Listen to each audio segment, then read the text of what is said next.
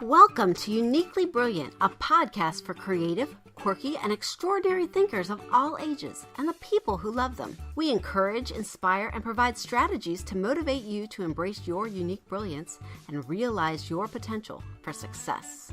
Hi, I'm Diana Bader, also known as Coach Di. I encourage teens and young adults to become who they are and develop personal success through self-awareness and positivity. You can find me at freshcanvascoaching.com, follow and like the Fresh Canvas Facebook page, or follow me on Twitter and Instagram at Coach Di. Hello there, I'm Becky Berry. I am a performance coach who helps people level up their lives by smoothing out the relationship between their work lives and their personal lives. You can find my website at beckyberrycoach.com. I'm on Twitter at Becky Berry Coach, and you can find me on my Facebook page, Becky Berry Coach. Together we are here sharing our thoughts, insights, and experiences from our own uniquely brilliant perspective.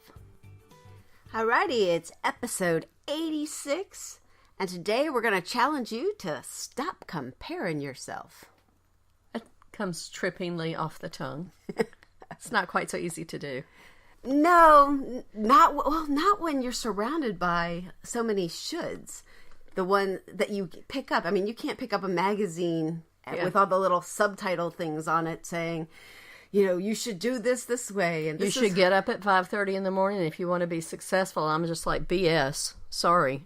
No, there's so many things that you should look this way, act this way, be successul this way. This is the only way to do it. Yeah. And it's all destructive. It's just so destructive. It can be if you take it in and you personalize it. If you do the comparison thing. If you're like, "Oh, well, I'm not getting up at 5 a.m. I'm not doing this. There's no way I could possibly be successful." Well, yeah, but you don't even have to say there's no way I could possibly be successful. Just the act of going, I should have gotten up at 5:30. Mm-hmm. Well, that's like, just stop it right there, right? So you're beating yourself up, right? Exactly. And when you're doing that, you're just not staying like present right where you are. Well, I compare everything. I mean, forget what I'm supposed to do. I compare everything because that's how I learn. I'm a monkey see, monkey do. If I see somebody draw something, I can draw it. If I see somebody cook something, I can cook it. If I can watch somebody write some code, I mean, that's how I got where I am, is putting myself in places or being put in places where I could watch people do what I needed to do. And that's constant comparison. So it's just the way my brain works. So I have to learn how to turn it on and turn it off. Yeah, which is a really big challenge because my brain works very different. Mine kind of looks at something and my first thought is, how do I make this my own? Yeah. Well, I have to learn how to do it before I can make it my own. Oh. I mean, when I learned to code, I had to learn how to code before I could make it my own because I had to understand how it worked. I just, it's really hard to explain how I see problems and stuff like that because I can, as I'm learning, I'm not really comparing. Mm-hmm. I'm already looking at it in a different way. It's already transforming. So one of the really hard things I had was like with algebra. Mm-hmm. I could look at the problem and I have the answer. The hardest part for me was to do all the steps in between. Right. To get to the answer. So I used to have to work backwards so I could get full credit for something. Mm-hmm. Because I don't know how I could process it. I don't know. I couldn't explain it. But you could see it. But I could see it. Mm-hmm. And so that used to get me in trouble all the time. You get marked off if you don't show your work. Well, yeah, because we have to check the thought process. And you could do it, but not everybody can. No, and what would happen to me is if I followed the steps, I wouldn't get the right answer because I'd lose the answer in the process. Yeah, I can see how that would work. So it was really interesting. It's just easy to do. You look around. I mean, you look around. You see somebody has a nice dress on. You compare it to what you're wearing. It's not, and it's not always like big, huge stuff. It's just a lot of times it's more of the little stuff. I wish I had something that looked that good, or and you don't even realize that's a comparison, and that it's a negative. It's a negative statement about yourself. It kind of chips away a little bit. Yeah, you go to a party and you look around. Oh, I should have worn this dress instead of that one. Or I should have done this instead of that. Or whatever. Well, heck, I compare myself before I ever get out of the door. Yeah, well. I'm just like, gee, stop it. Well, and that was one of the fun things, my friends and I would all call, okay, so what are you wearing tonight? Well, what are you wearing tonight? Yeah, right. that whole thing. Right. Well, and that's a positive thing. That's a positive polling there, kind of, checking to see what everybody's going to do. But it's like you said, it's everywhere. Mm-hmm. Oh, it is. It's pervasive. You should do this diet to lose weight. You should you should sleep this way. You should go to bed at this time. You should get up here. You should always exercise in the morning. Even if you're a night person, you should exercise in the morning. I don't think so. I do not think so. Mm-hmm. I kind of exercise when I exercise. It's usually in the morning. But now I try to eat breakfast first, which is different from what I did before. So that kind of makes everything different. So on the days where I can, I eat breakfast, I do whatever, then I exercise, and then I go on. I don't do it as soon as I get out of the bed. And it's just, trusting myself. Mm-hmm. That's a big part. Right, to know what I need. Mm-hmm. I think that's the biggest key, is that ability to trust yourself, so you do know what you need. So you do know what's best for you. Mm-hmm. Because when there's... Demonstrate that I know what's best for me. Mm-hmm. Mm-hmm. Well, yeah, and affirm that. Within yourself. Affirm it. I like that. Yeah. Mm-hmm. Because it's kind of like a tornado. You get caught up in it, and all these thoughts and everything of, am I doing this right? Should I be doing this? It can get very consuming very quickly. Well, plus all the I wishes. I wish I had this. I wish I had done that. Which is a should. That's a different version of should. That's a could. Right, I could have, or I should have. Or yeah. It's a regret. Yeah, exactly, and that all of those things pull you out of the present, which is one of the really bad things about comparisons, is you're putting it out past you. You're not in that moment. You're somewhere else. You're not fully occupying yourself. Well, and you're not honoring who you are, which is something we preach about all the time, is understanding who you are, and then honoring that person. One of the stories when we started talking about this that I was thinking about, it was an outside comparison, but my son, when he was in first grade, his assignment was to draw a tree. Mm-hmm. And his teacher actually complained to me during a conference because he drew a tree, and he drew grass, and he drew flowers, and he drew a squirrel in the tree and a bird in the tree. And he was just supposed to draw a tree. Yeah. And he got in trouble for that. And I'm like, are you kidding me? Now, what did she say when you said that? She said what you just said. He was just supposed to draw a tree. And I was... Wait, and he was in Montessori school. No. Oh, I was like, what? This was before that. This was public school. Okay, I was like, what? No. I was trying to make that match. Okay, good.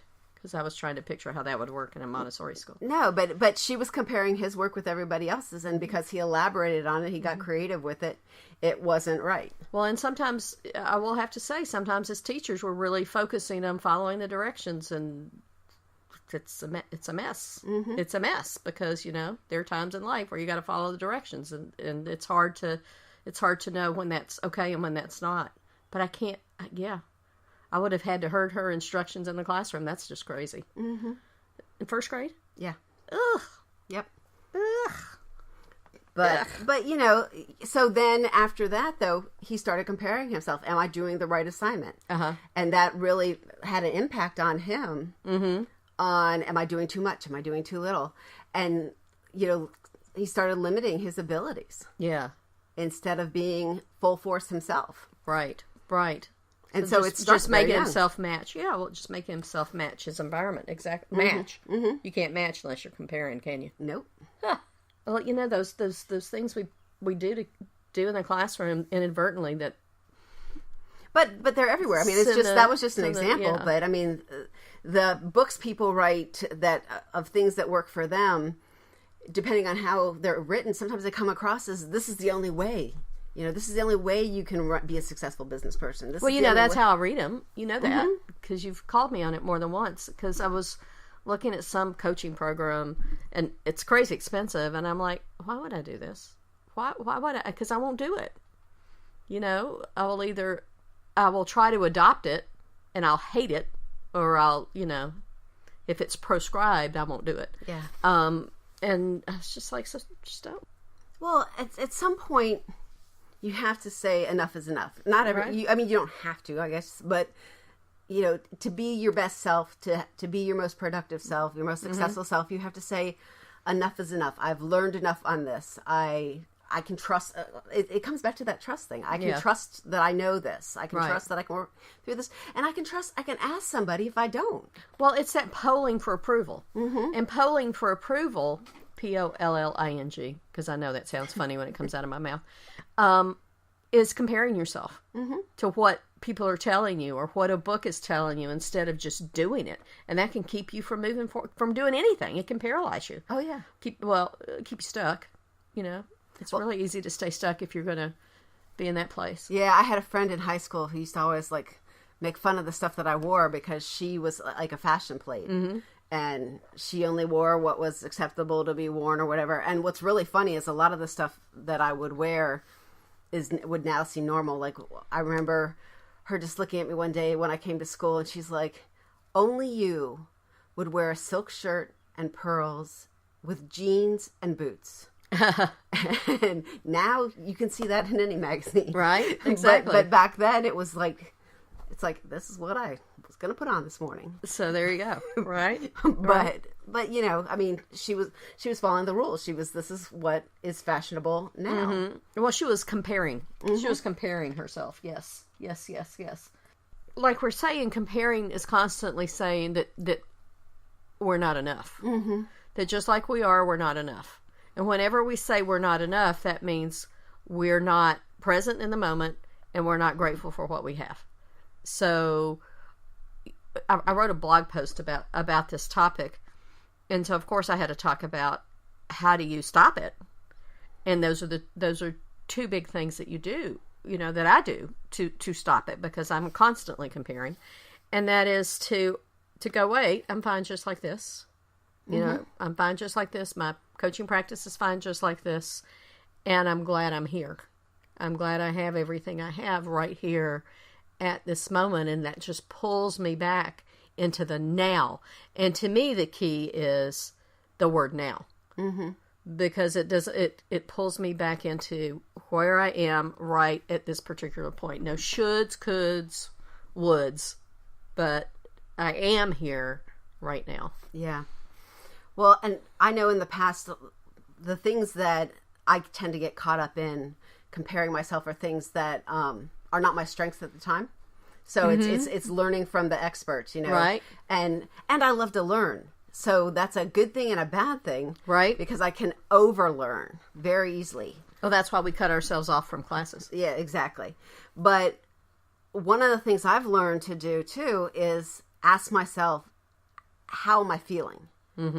Because if something doesn't feel like it fits, if it there's a difference between, is it stretching me or does it just not feel like me? Is this just something that is just not right? And it takes practice learning which feeling is which. Absolutely.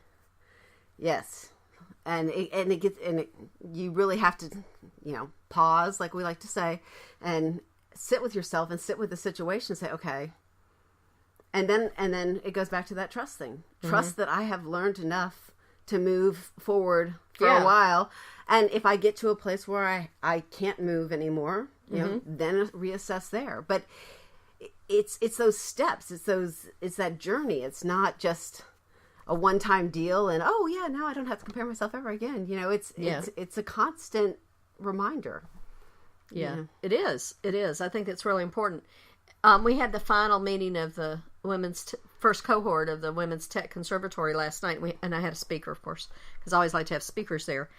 And she was talking about her path to a very high, like a director level position, and that she had to move past the comparisons and what other people can do and just go, well, I can do this. I can trust myself to do this, to apply for the next job, to go for the next level, to take the next opportunity that was offered to her. Instead of comparing herself to somebody else, she just developed these strategies for making herself feel like she was enough in the moment, which is like constantly nodding her head, taking good notes and going and Googling everything. Yes. So she would know what they were talking about. So there's this whole conversation about how you should approach your career, how you should find a new career, how you should. This is what tech should look like. Well, no. It's so limiting. You don't leave any room for innovation. Right? Or growth. Yeah. There's no room for growth in that. There isn't. No. So it's really important to own your differences so that you can be, I am here now, and this is what I'm doing now. Now. It's like what was that Truth and Reality one we did? Excuse me. It's not necessarily what we're doing in an hour or 2 hours, but it's what we're doing right now. I use this on my appearance all the time. I look in the mirror, I go, oh my God. And I go, this is the way you look right now, today. So deal with it. Yep. Just deal with it. Right? And you know what's really funny about that is a lot of times when you just sort of accept that and go on and just be yourself that day, no matter what, those are the days you get compliments. Right? Yeah. Exactly. It's really funny. And when you get the compliments for just being you, for however you showed up in that day, you get brighter. Right. I think that's so true. And the next time you look at yourself in the mirror, you're like, what was I thinking this morning? No, I've never done that, but okay. Okay, I'll work on that. That's something to work on. That's good. So it's the now thing. It's the now thing, and it's more than, it's kind of, I don't think of now and being present as the same thing. All right? Okay. Yeah. So now is a time thing. This is what I'm doing right now.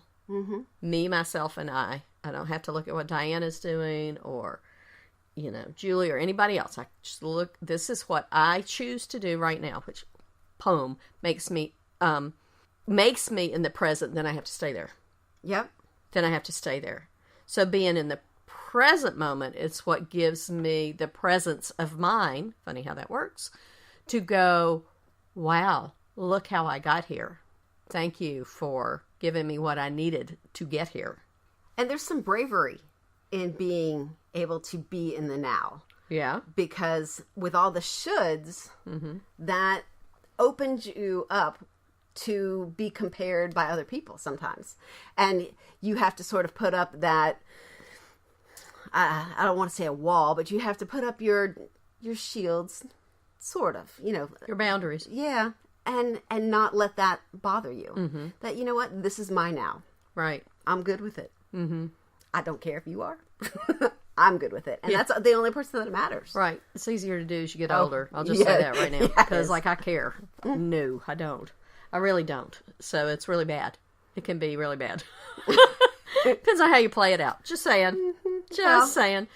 Luckily, I know how to be subtle. Well, and it's easier for different personality types than others. I mean, some of them are very accommodating. They're more prone to people pleasing. Right. And when you're more prone to people pleasing, you're less prone to pleasing yourself. Right. So you have to really pay attention to that. That's so a good comparison is yourself to yourself. And you know what? One of the things I like to do is, am I better today than I was before? Have I made some strides? And that way, it's somewhat, I find it productive. Okay, have I made some strides here? And I don't beat myself up for the ones that I haven't. I tried not to beat myself up. Well, I think I think the key to that again is not comparing. Is you're just comparing yourself to you, not what somebody thinks you should have or could have or whatever. Yeah. I think that's really, really, really critical. So, from a business standpoint, when you're in an interview. Oh, great idea. Yes. How do you go in there? Because technically they are comparing you with other people. Well, and if you're smart, you compared yourself to what they're looking for. Because, there's a little bit of that where you do have to match. Well, you do. And you have to do some research on the company to make sure that what they're presenting as their best self matches up. Matches up and is more than just words. Window dressing, right? Because that happens frequently. A lot of people will go in, they'll interview for a job. This looks awesome. they get the job and they go into and see how things are actually run, and they're like, whoa. Don't know anything about that. That has not happened in my house in the last 30 days. Yes, it has. It was horrid. And it's not as advertised. So, right. So that's where the interviewee has some responsibility there too. But don't compare it.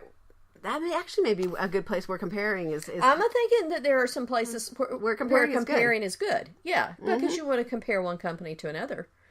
But you don't. What you don't have to compare is yourself to other people. Yes. In a judgmental way. Yeah, judgment is a huge right. You don't have to compare yourself to other people in a judgmental way. You can go skill wise. Well, they have that and I don't, but I have this, and that can be productive because you can go, oh, this person's doing that job. I kind of like that job. I see they do this. I see I do something similar, and I do this, but I'm missing one little piece, and then that can give you really good information. But you're not going, well, I'm less than them. Because I don't have that, whatever that piece of the puzzle is. You're interested because you want to move to that place. Speaking of business and comparing yourself, I work so much with women who are re-entering the workforce. Mm-hmm. And they might have been out for 2 years, 3 years, 5, 10, 12, 20. I do have one, 20. And the constant refrain is, I should have kept up. I should have, but this feeling of shame that they took time out to raise their families, take care of their families, and now somehow they're lacking because in all of that stuff they didn't find time to stay current. And that is such a should thing. That is such a unproductive comparison. Mm-hmm. Yeah, absolutely. And that's why when I work with people, I like to go, especially when we're doing a resume, I like to look at their skills. I love skills-based resumes. Uh-huh. Because when you are going through with somebody on the skills that they have acquired in their time on the planet or whatever, 95% of the time they don't remember a huge chunk of skills, or they didn't see them as a skill. It was just something, oh, well, I just did that, and going through, those are the things that you find that you can pull out for the uniqueness for a job interview or a college interview or for whatever, for anything, just something to talk about instead of feeling that negative push that, I'm not good enough. I'm not good enough. Yeah. Mm-hmm. There are so many things. I mean, one of the clients I had last year, who was a high school student, I had to pull out of her some of the things that she's done. And I mean, there were some like amazing, crazy things. And I said, any of this stuff would make a great essay for a scholarship. It would be a great thing to include on a resume. It'd be a great, all this stuff that you're doing, it has purpose. And I think a lot of times we forget all the purpose that we have done. Yeah. Exactly, because I just wrote down that when we compare ourselves, like you're re-entering the workforce and you're comparing yourself to somebody who's already there, we're not honoring our own choices or theirs. Or theirs. They don't want us to compare ourselves to them. They chose to keep working. We chose to stay home because, I stayed home for 12 years. So, but that was my choice. And when I second guess it, when I, compare my choices to other people and go, I should be here or be ashamed of where I am, that's just not honoring my journey. That's not honoring my journey. Not at all. And it's not like you didn't acquire skills along the way. Yeah, I did acquire one or two.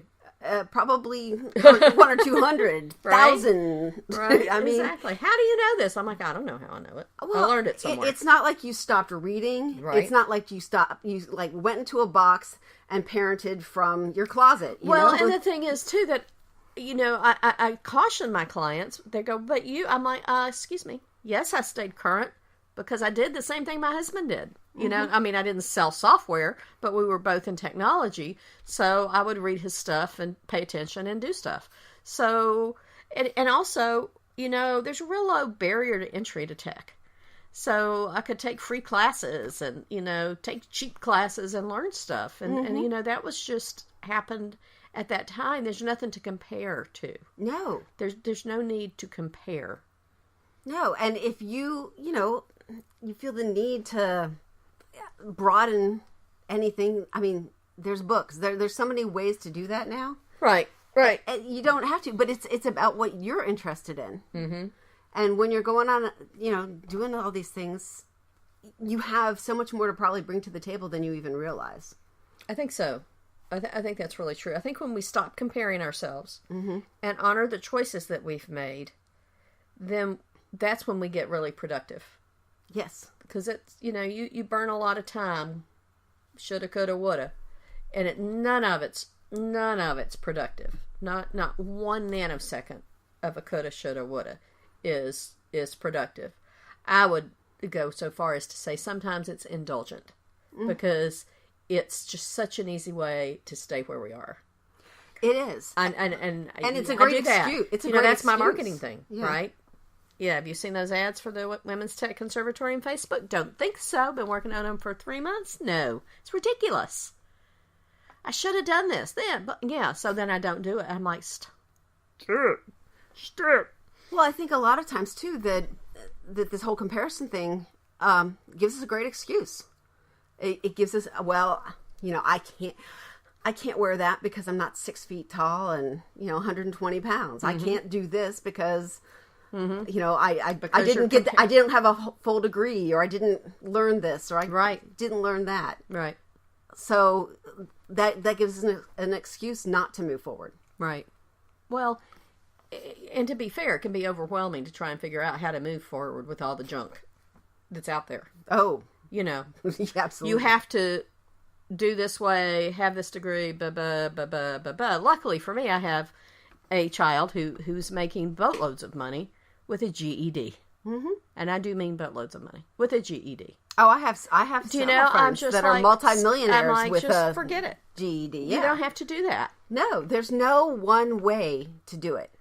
But you have to be willing to go out there and put yourself out to do it. You have to be grateful for what you have. You have to be in the now, right here present, and go, and you have to yeah, that's pretty awesome. Honor yourself. Honor your choices. Honor who you are. Yep. And your own journey. Right. So, I think being present and being grateful are how you honor your journey. And to me, that's just the key to stopping it. To just stopping the craziness. Is to go, here's where I am right now. Here's what I'm doing right now. And oh my goodness, thank you for everything that got me here. Mm-hmm. Right? Thank you for everything that got me here. Yep, I agree. All right, want to do a stamp of brilliance? I think we can. All righty, we will be right back. All right, today the stamp of brilliance is when we stop comparing ourselves and honor the choices we've made. That's when we get really productive. I believe that is the truth. Mm-hmm. I do too. I'm going to practice it. Every day. Thank you for listening. If you enjoyed the podcast, please share it with a friend. Also take a minute and rate it and leave a review on iTunes. Check out our website at uniquelybrilliant.me and sign up to have the podcast delivered directly to your inbox. Shoot any thoughts, comments, and suggestions to us at uniquelybrilliant.me. You can also reach out to us on our Facebook page. And don't forget to like us. Until next time.